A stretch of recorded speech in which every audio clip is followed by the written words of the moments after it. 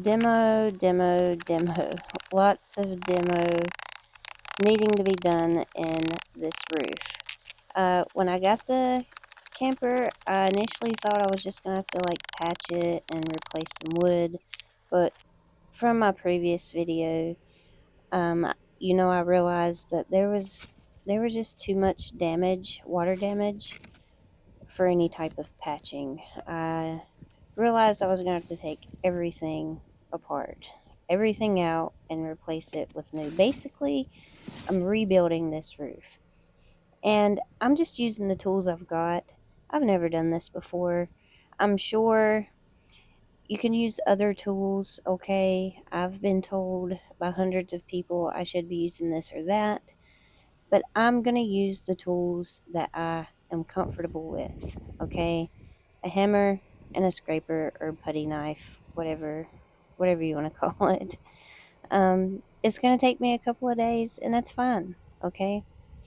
I don't want to do any more damage to the roof than is already done to it. So I'm going to use the tools that I'm comfortable using. You can use whatever tools you want. If you want to use power tools, power scrapers, by all means, use your power scrapers. Somebody mentioned I should be using a plastic or a rubber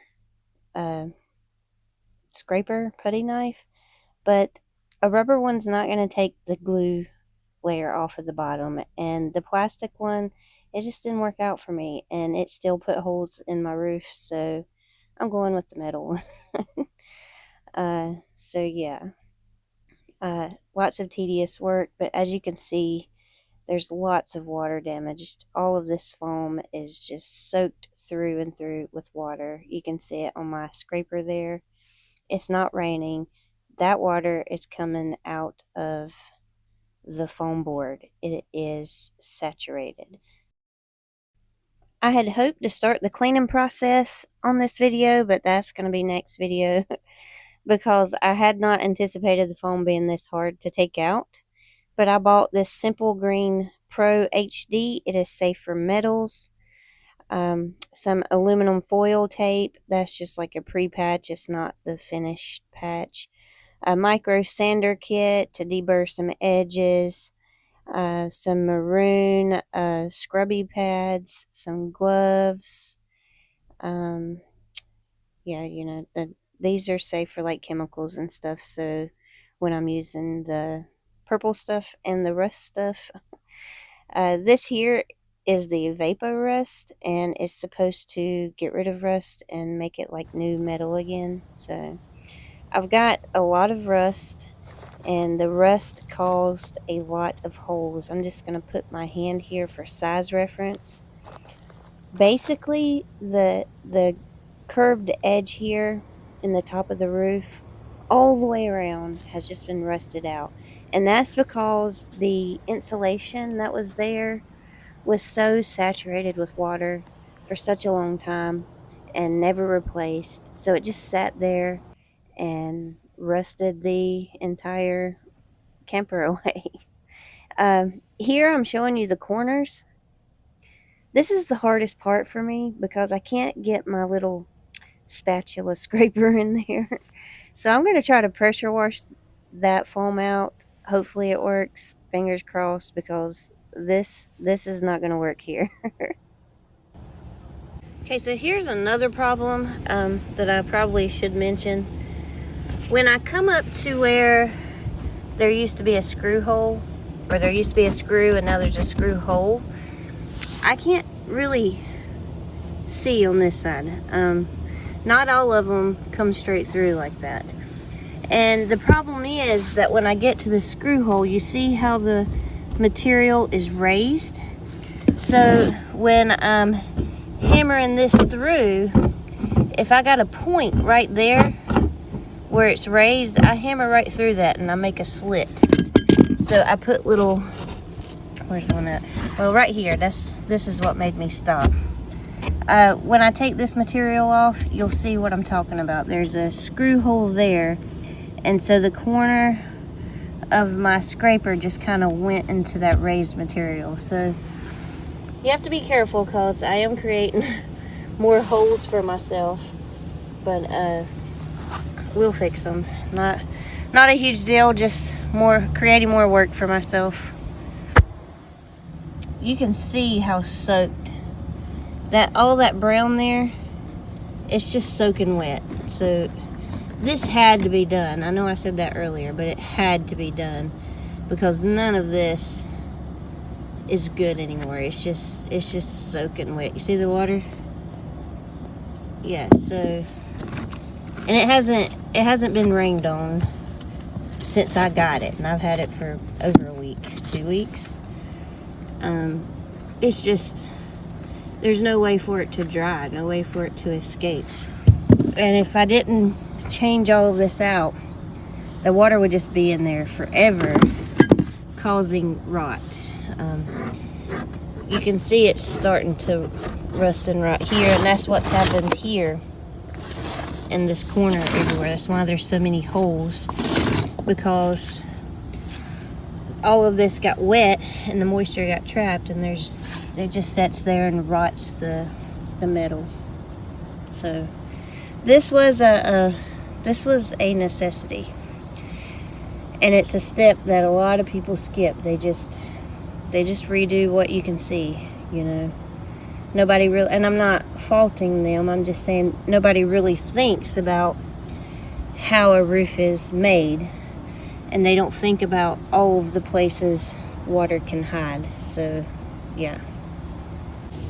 Okay, so I caught myself early on this one.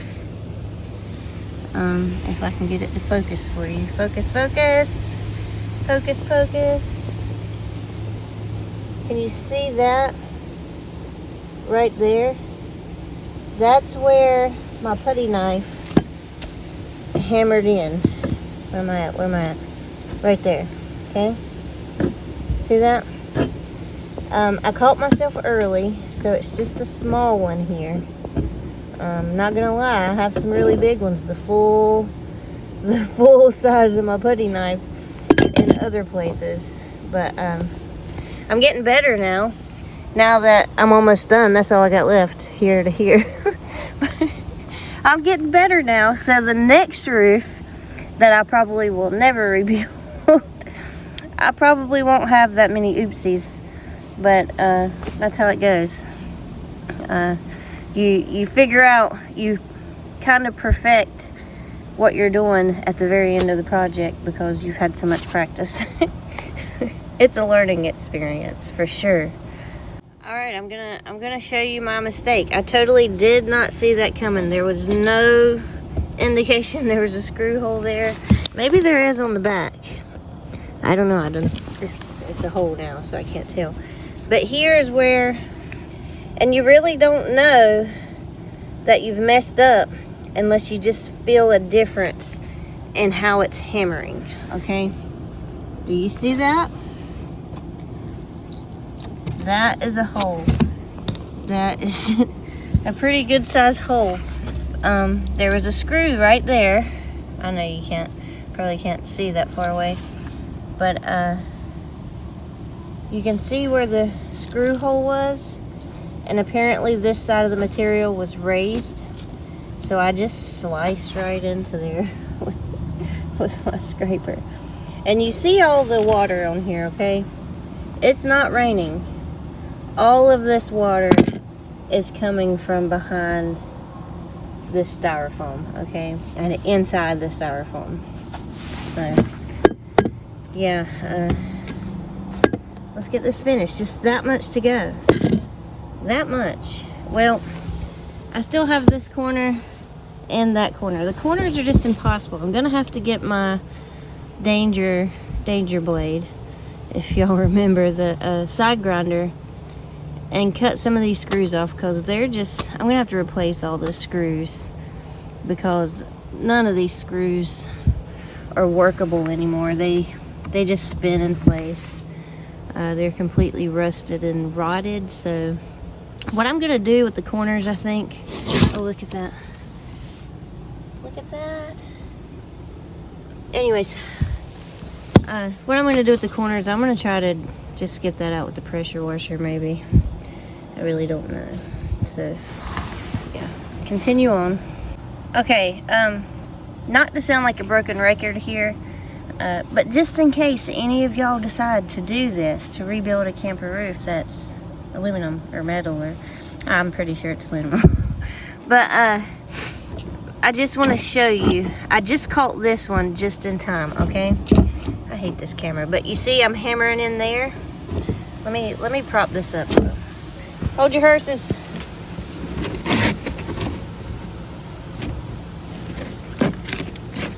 Hold your horses. Hold your horses. Right. Let's try to zoom in. Alright, so I'm hammering. Here's a hole, and you see it gets stuck right there. If I had kept hammering, it would have just sliced through there, and just sliced all the way through. So you've got to be careful and really feel in your hammer, kind of like when you're fishing. All right, when you're holding a fishing pole, and you can feel the difference in a bite and the wind, right? You just got to learn that feel, because it slices through this like butter, so there's not a lot of resistance once you start slicing. And this does create a lot of resistance, so it's just a very subtle feeling in your hammer as you're hitting it, and that's about the only way I can explain it, and I hope that helps. Okay, so this part's done. Now I'm gonna take a little break, and then I gotta do the same thing to all of this. All of this has to come out, just like I did all of that. Okay, it's all gotta come up. I'm hoping these will come up a lot easier. I don't know. We'll see. Fingers crossed. I can't cross fingers in the okay, so there's no edges, okay, to get started. And I showed you earlier, what I do is I cut a channel out in the middle, and since there's no wood here, I'm gonna cut a channel out down through here, so I have something to get my scraper under, because you can't get a scraper under here because the wall, and it doesn't just pull up. You see what happens. So I'm gonna cut me a channel here to start work, and I'll do this side and then do that side, or vice versa, whatever floats my boat. And yeah, I'm gonna create a starting point. Okay, so I've cut myself a little channel. I may have to go in and score some lines in this plywood, but I kind of think it's just gonna fall apart. It would be better if my channel was there, but what I can do is maybe if I get, even if I have a channel on that end, I can't hammer over there because of the wall. But if I can get into it right here, then I can start going down. You see, I don't have to cut all the way across, because you want to go with the grain of the wood. See, this is going to come up a lot easier from this way, like if I was pulling this way, than it will on the side, because I'm having to break across all the grain. Luckily it's just thin, like panel boards, and it's rotted anyway, so it's probably, a lot of it's going to crumble. But it still would be easier if I could do it in long strips like this.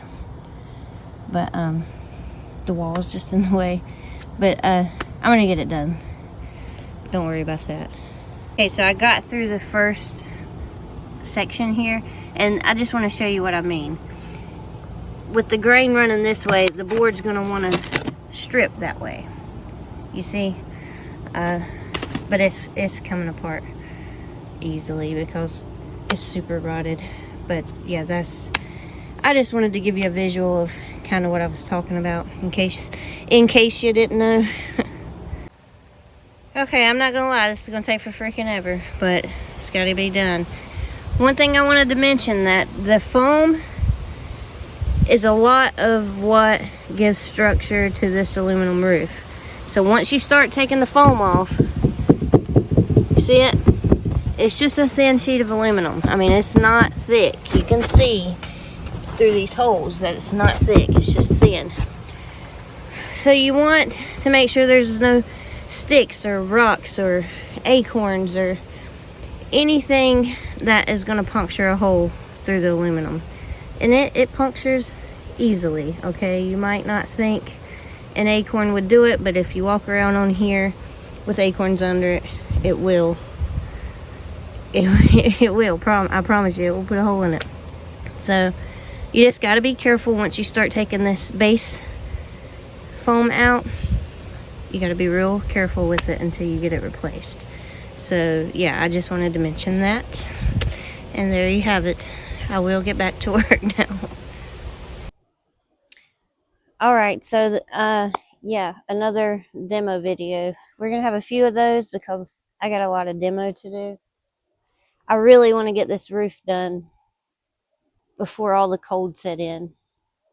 It's coming, guys. It's getting cooler every day. I spent a lot of time complaining about the heat, so now you're gonna hear me complaining about the cold because, you know, that's just life. We want it to be like perfect weather all the time, right? 70 degrees. I did not get the entire roof foam scraped out. I've got a small, maybe 4x4 section that is still in there, and that's because I live in a campground, so I have neighbors, and although the neighbors are ever changing, there's some that's here all the time, and they don't want to hear bang, bang, bang, bang, bang. So I got some backhanded complaints, and by backhanded, I mean like texts of people saying, "Boy, it sure sounds like you're tearing that whole camper apart." You know, to me, that is like, you were really loud yesterday, and I hope you're not going to be loud today. So I decided to take a couple of days off so that the neighborhood can change. So give these people a peaceful. The acorns, I'm telling you, they're out to get me. Anyways, so that the people that are here can enjoy the rest of their stay. And then when it changes out, when fresh people come in, then I'll jump in there and hammer the rest of that foam off. And once I get the foam off, it's not going to be that loud. But the foam was a lot because I've got the chisel and I'm bang, bang, bang, bang, bang, bang, bang all day long. I did take breaks. I would hammer for an hour and then I'd take 2 hours and stop because I was constantly thinking, I don't want to get on everybody's nerves. So that's something I have to take in consideration doing a rebuild in a campground. I have to think about the people around me, and sometimes I might have to take breaks when maybe I don't want to, but it's for the good of the community. So not a very exciting video. Was literally just taking off the majority of the foam. I did buy some supplies, as I showed you previously earlier in the video. Those supplies are going to be for cleaning, because once I get all of the foam out, I've got to clean.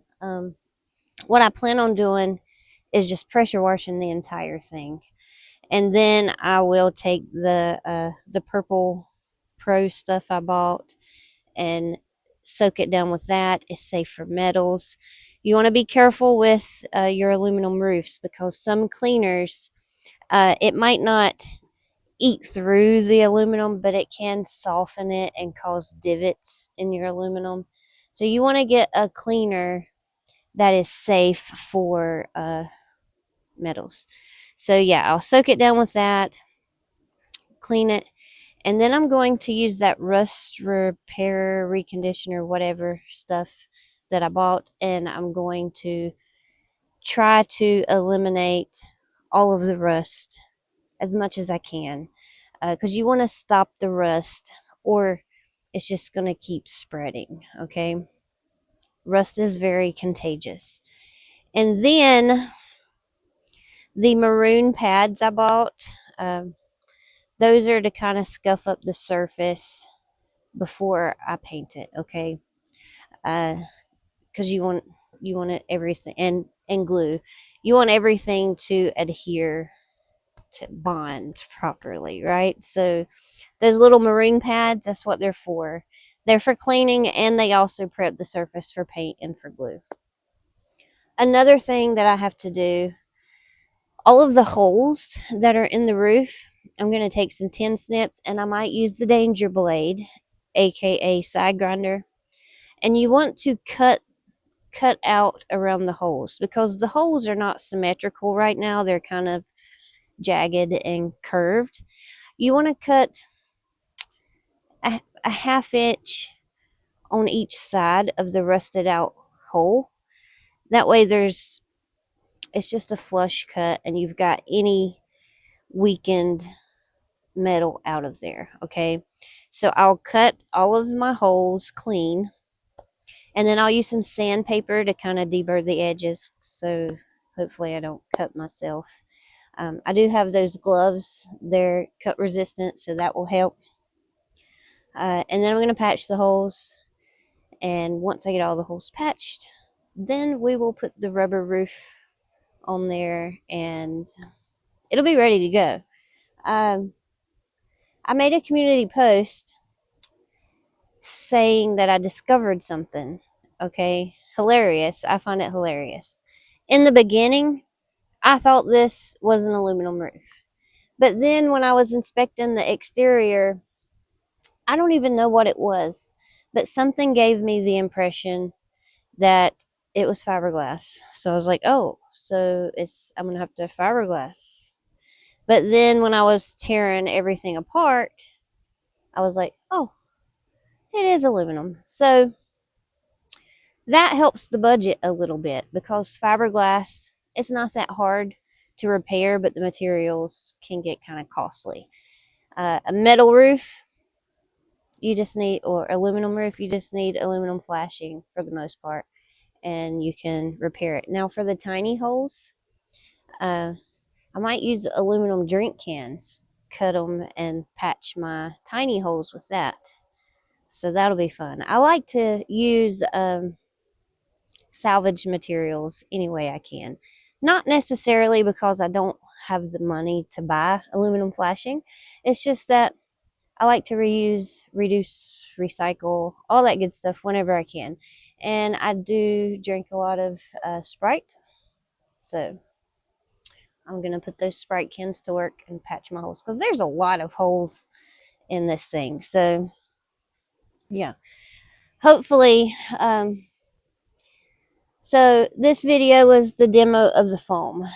Next Sunday will probably be all of my pressure washing, and prep and snipping out my holes and getting it ready to patch. I'm not sure if I will get around to patching for next video, but all of the prep work should be in next video. And then by the next video, we should be ready to patch and hopefully put the rubber roof on.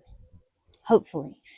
And then once that's done, we can put the roof back on the camper. It's on there right now, covered up, because I don't plan to work today. I've got to get this video put together and edited for tomorrow. So, yeah, and once the roof is back on, then we can go to working on the canvas, okay? I really need to get the roof and the canvas repaired and put back on the camper before all of this cold, wet weather gets here, because when it rains in the fall here, it's cold. And yeah, I don't want to be working in that. So if I can get the exterior put back together, then I can take a heater in there. And dangerous, acorns are dangerous. Anyways, I get the exterior done, and then I can take a heater in there and work on, the rest of it. So that's the plan. And yeah, I hope you enjoyed the